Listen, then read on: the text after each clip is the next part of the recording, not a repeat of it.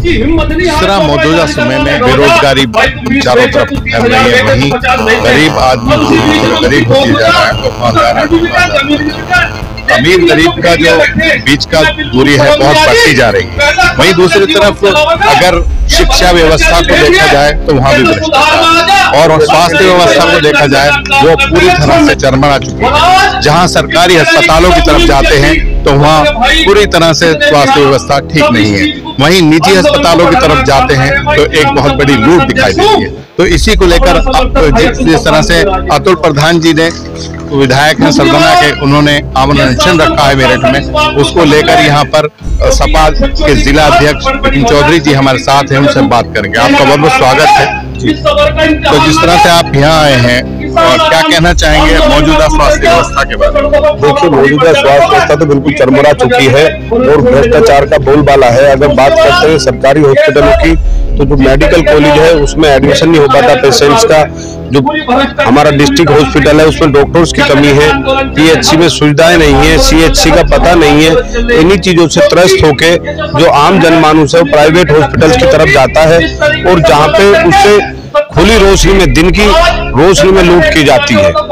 और इसी चीज को लेकर हमारे क्रांतिकारी विधायक माननीय अतुल प्रधान सरदना जी समाजवादी के बैठे हुए हैं अनशन पे, और समाजवादी पार्टी इनका समर्थन कर रही है कि कहीं ना कहीं इससे एक संदेश जाए आंदोलन से, जो एक लड़ाई का आगाज हुआ इसका अंजाम भी जीत के साथ हो, जिससे जो दबा कुचला वर्ग है, जो चिकित्सा सुविधाओं से पीड़ित है, उसे कुछ हौसला मिल सके, उसे कुछ आराम मिल सके, उसके साथ लूट ना हो और उसे एक अच्छा उपचार मिल सके। जी, तरह से इसे अन्य संगठनों का पूरी तरह से समर्थन मिल रहा है। कल राकेश टिकैत भी आए थे, आज दूसरे किसान संगठन के लोग भी हैं। तो पूरी तरह से ये जो धरना प्रदर्शन है बहुत आगे बढ़ता जा रहा है। क्या उम्मीद लगती है कब तक ये? देखिए, रही किसान संगठनों के समर्थन की बात, राकेश टिकैत जी भी आए थे, चढ़ूनी जी भी आए थे, दोनों बड़े नेता हैं, और क्योंकि जनमानस का आंदोलन है ये, तो इसमें बढ़ चढ़ के किसान संगठनों के जो विपक्षी राजनीतिक दल है उन्हें भी इसका समर्थन करना चाहिए, क्योंकि ये खाली अतुल प्रधान का नहीं, एक जनरल आम आदमी का मुद्दा है। और मैं तो ये चाहता हूँ कि ये कब तक न चले, ये जब तक चले जब तक कि इसमें आम आदमी की जीत ना हो जाए, अतुल प्रधान जी की जीत ना हो जाए। तो यहाँ पर अन्य लोग भी हैं, उनसे भी बात करेंगे। वकील साहब हैं, आपका अपना परिचय करा दें। अनिल कुमार सांगू, एडवोकेट मेरठ। अच्छा, जिस तरह से ये आमरण अनशन चल रहा है यहाँ पर, तो स्वास्थ्य निजी जो डॉक्टर हैं उनकी जो व्यवस्था है उसको लेकर बहुत सारे सवाल उठते रहे हैं, आपका क्या कहना है? मेरा कहना यह है कि ये समाज की सेवा नहीं कर रहे, ये व्यवसाय कर रहे हैं। मैं भी एडवोकेट हूँ, मैं फीस लेता हूँ, मुकदमे लड़ता हूँ, फीस लेता हूँ, लेकिन जेन्युइन फीस लेता हूँ। कई दिनों तक ये मरीज को जो है ना उस पर रखते हैं, 5-5 दिन मरा पड़ा है, उसके 8-10 लाख, 15 लाख, 20 लाख, तो ये सेवा नहीं कर रहे। इनका तो प्रोफेशन हो गया। दूसरा, इसमें एक परिवर्तन और होना चाहिए। जो हमारे एडमिशन होते हैं एमबीबीएस में या एमडी में या एमएस में, हमारे हम जो डिग्री लेते हैं वो सरकारी होने चाहिए, वो प्राइवेटाइजेशन खत्म हो जाना चाहिए। हाँ, क्योंकि डिग्री खरीद के कुछ लोग तो ऐसे भी हैं मेरठ में जिनके पास कोई डिग्री नहीं है और वो बड़े बड़े नर्सिंग होम चला रहे हैं, बड़ी बड़ी लूट मचा रहे हैं इस शहर में। तो मेरा सजेशन ये है कि एक तो ये जो शिक्षा में भी परिवर्तन हो, एमबीबीएस, एमएस, एमडी, जो भी एजुकेशन है इसकी, ये सरकारी हो। मिनिमम किसान का लड़का ही पढ़ सके, 1-1 करोड़ देके 2-2 करोड़ देकर डॉक्टर बन रहे हैं, तो ये कोई अच्छा ही व्यवस्था नहीं है। तो आप जिस तरह से आज सातवां दिन है और माननीय विधायक जी लगातार अनशन पर बिना कुछ खाए पिए बैठे हुए हैं, और आप एक बाहर बोर्ड देखिएगा, इसी धरना स्थल के बाहर एक बोर्ड लगा हुआ है जो केंद्र सरकार और उत्तर प्रदेश सरकार ने लगाया है कि हम गारंटी देते हैं गरीबों को मुफ्त इलाज की। आप बताइए, सच्चाई ये है कि पूरे आप देख लीजिए पूरे उत्तर प्रदेश और पूरे हिंदुस्तान में कहीं भी गरीबों को मुफ्त इलाज नहीं मिल रहा है, चाहे वो प्राइवेट हॉस्पिटल हो। और सरकारी हॉस्पिटल में अगर पेशेंट एक बार चला जाता है तो जाने के बाद यहाँ पर इस तरह की व्यवस्था बनाई गई है कि वो पूंजीपति जो हॉस्पिटल लगातार प्राइवेट निजी हॉस्पिटल जो लगातार व्यवसाय करने का काम कर रहे हैं, उनको उधर से पेशेंट को ट्रांसफर कर देते हैं कि आपने पेशेंट को आप प्राइवेट में ले जाइए, और उनका कमीशन तय होता है। तो गरीबों का हर जगह शोषण होने का काम कर रहा है। किसान मजदूर का खून चूसने का ये लोग काम कर रहे हैं। और हमारी लड़ाई जो है, हमारी लड़ाई डॉक्टरों के खिलाफ नहीं, हमारी लड़ाई उन डॉक्टरों के खिलाफ है जो लगातार चोरी कर रहे हैं। हमारी लड़ाई चोरों के खिलाफ है, हमारी लड़ाई लुटेरों के खिलाफ है, हमारी लड़ाई उन लोगों के खिलाफ है जो गरीबों को एक बार एडमिट होने के बाद, किसान अगर एक बार एडमिट हो जाता है तो पूरे साल की अपनी कमाई, पूरे साल जो खेती की मेहनत करता है, अपनी जमीन में मेहनत करता है, उसके पूरे साल की कमाई 3 दिन के अंदर ये लूट लेने का काम कर लेते हैं। तो उस लूट के खिलाफ हमारी लड़ाई है, उस लूट के खिलाफ हमारी लड़ाई है। और हम माननीय अतुल प्रधान जी से निवेदन कर रहे थे कि अतुल प्रधान जी, आपको इतने दिन भूखे हो गए हैं, हम सब लोग यहाँ पर बहुत उदास हैं, बहुत निराश हैं कि इतने दिन से वो भूखे बैठे हुए हैं। कोई अपनी मर्जी से भूखा नहीं बैठता, कोई अपनी मर्जी से अमरण अनशन नहीं रखता। ये अमरण अनशन बहुत बड़ा शब्द है। ये अमरण अनशन, हमारा जो मसीहा यहाँ पर बैठा हुआ है, हमारी जो लड़ाई लड़ने वाला यहाँ पर बैठा हुआ है, अगर उसका एक भी बाल बाका हुआ तो हम इस सरकार की और ऐसे लोग लुटेरों को ईंट से ईंट बजाने का काम करेंगे। और कल आप देखिए भारी तादाद में यहाँ पर लोग आ रहे हैं, और इतनी तादाद में लोग ट्रैक्टर ट्रॉलियों से आ रहे हैं जो पीड़ित हैं, और लोगों को अपने आप ही लोग आ रहे हैं। पिछले 8 दिन से यहाँ पर धरना चल रहा है, लेकिन 8 दिन में एक भी दिन ऐसा नहीं हुआ जब लोगों की यहाँ पर भीड़ ना हुई हो, चाहे वो लोग भी हमारे पास।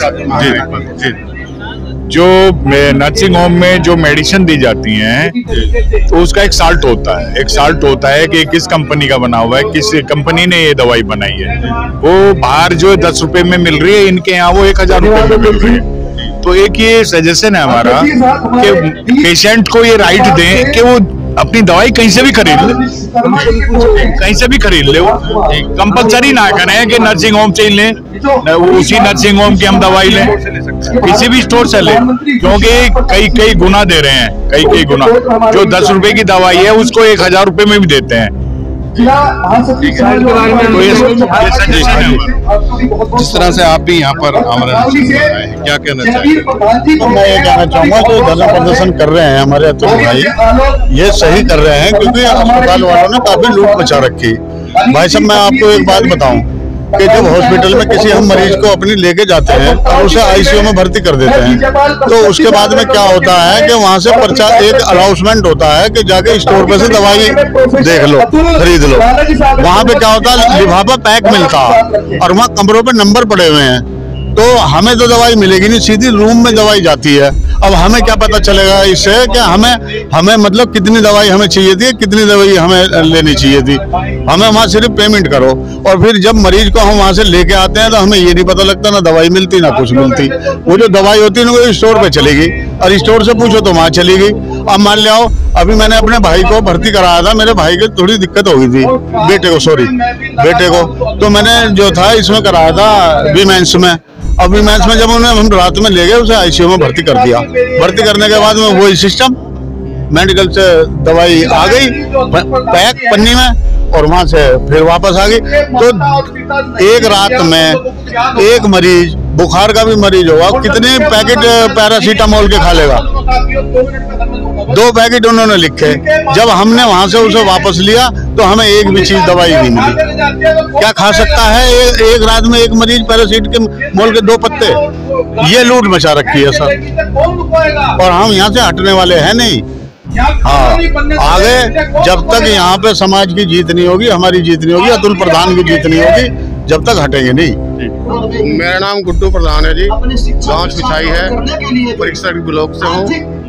और मैं पहले अपने बारे में बताना चाहता हूँ, मैं 30 वर्षों से अपने गांव में कभी हार जाता हूँ, कभी जीत जाता हूँ।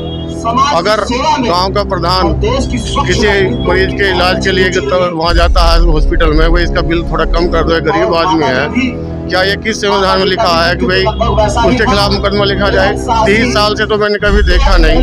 जो एक क्षेत्रीय विधायक है उसके पास जो गरीब आदमी जाएगा, मालदार नहीं जाएगा, जो गरीब आदमी जाएगा वो विधायक से कहेगा, विधायक जी गरीब आदमी हो, मेरा बिल कम करा दो, और उसके बदले विधायक को जब मुकदमा मिलेगा, मुकदमा दर्ज उसके खिलाफ हो जाएगा, तो इससे बड़ा जुर्म और क्या हो सकता है? अतुल प्रधान जी ने जो बीड़ा उठाया है, ये डॉक्टरों के खिलाफ जो लूट मचारी मचा रखी है इन्होंने डॉक्टरों ने, ये खाली विधायक जी के लिए नहीं है, ये आम जनमानस के लिए, आम जनता के लिए। ये जनता देगी किस तरीके से। कल भी कितना बड़ा आंदोलन है, महापंचायत है, माननीय हमारे विधायक जी ने बुलाई है और हमारे समाजवादी पार्टी के प्रदेश अध्यक्ष नरोत्तम पटेल जी भी आएंगे, इस धरने को गति देने का काम करेंगे। और कल देखिए आप किस तरीके से मामला होता है। और मैं तो यही कहना चाहूंगा कि इन हॉस्पिटलों को होश में आ जाना चाहिए, नहीं तो ईंट से ईंट बजाने का काम करेंगे समाजवादी लोग और आम जनता। ये डॉक्टर ध्यान कर लें बिल्कुल कि ये जो काटने का काम, लूटने का काम या लूट मचा रखी है इन्होंने, इन चीजों को बंद कर दें। फीस देखिए आप 2-2 हजार रुपए फीस लेते हैं, 2 मिनट देते नहीं है। और दवाइयों का जो है वहीं बराबर मेडिकल खोले हुए हैं, उन्हीं से दवाई लेनी होती है, अदर से लाएंगे तो उन दवाइयों को ये एक्सेप्ट नहीं करते। तो आप बताइए ना, ये साल्ट बताते कि कौन से साल्ट की दवाई आपने हमें दी है। हम अभी हमारे भाई बता रहे थे, रियाज भाई, उन्होंने बताया कि किस तरीके से लूट मारी। इन्होंने अपने ही मेडिकल स्टोर खोल लगे, दवाई उनसे ही मिलती है, बाकी किसी से दवाई नहीं ले सकते आप। तो मैं यही कहना चाहता हूँ। और आम जनमानस महापंचायत जो हो रही है उसमें बढ़ चढ़ कर हिस्सा लेने का काम करेगा। जय हिंद, जय समाजवाद। 2 साल पहले मेरा एक्सीडेंट हुआ था दोराड़ा के पुल पे ट्रॉली का, ट्रक से।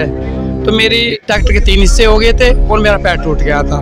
मुझे लोगों ने उतार के नीचे लिटा दिया। नहीं, भर्ती नहीं हुआ जी मैं कहीं भी। हर आदमी मेरी मदद करने के लिए, मैं हम आपकी एम्बुलेंस की मदद कर रहे हैं, पुलिस को बुलावें या क्या मदद कर सकते हैं। फिर भी मेरी जान जा रही थी, उसके बावजूद भी मैं इस चक्कर में था कि अगर तुझे किसी एम्बुलेंस वाले ने किसी अस्पताल के गेट में भी बांट दिया तो 10-20-50 हजार रुपये तो वो 150 दे लेगा। उस समय भी मेरे मन में इनका भय था। मैं अपनी जान तो दे रहा था, पर बाकी इनके अन्याय से और इनके अत्याचार से इतना वाकिफ था, जान देने को तैयार था, पर एम्बुलेंस में बैठने के लिए तैयार नहीं था। हाँ जी। और इसके बावजूद अब ये जो लड़ाई हमारी, ना वो किसी सरकार के खिलाफ है, ना भाजपा के खिलाफ है, क्योंकि तो एक अस्पतालों के व्यभिचार के खिलाफ है। और जो लूट डकैती कर रहे हैं, अन्याय कर रहे हैं। हाँ जी। और हमारे तो इनसे भी एक ही रिक्वेस्ट है, डॉक्टर से भी, भाई भगवान का रूप ही है, भगवान ही बने रहे हैं और सबका इलाज अपना सही तरीके से करें।